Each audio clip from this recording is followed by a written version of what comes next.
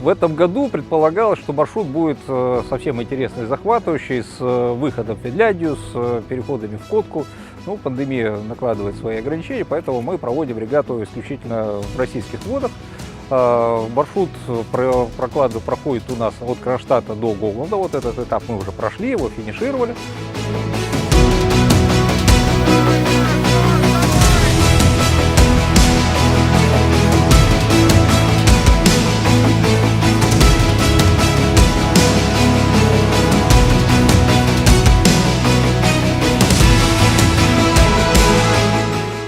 Дождя не было, а ветер был попутный.